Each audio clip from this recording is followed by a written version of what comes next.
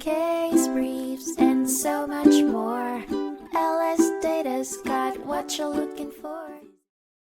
A 1995 case, Corpus Christi Oil and Gas Company v. Zapata Gulf Marine Corp., dealt with the concept that companies can only recover economic losses resulting from property damage, not purely economic losses. The case came about after a towboat and construction barge from Zapata Gulf Marine collided with a gas-producing platform owned by Corpus Christi in the Gulf of Mexico. The collision caused damage to a gas riser owned by Houston Pipeline Company and connected to the platform. In the initial lawsuit, the district court found Zapata liable for negligence and allocated fault. Zapata argued that Corpus Christi couldn't recover losses, as it didn't sustain physical damage to proprietary interests.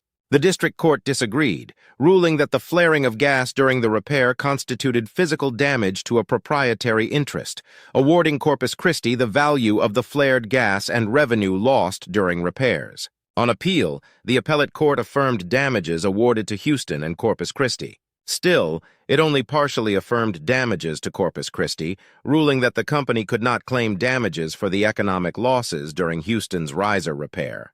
The court upheld the other damages awarded, along with prejudgment interest and costs taxed to Zapata. Case briefs, and so much more. LSData's got what you're looking for. Visit lsd.law, elevate your mind. Leave the stress of class.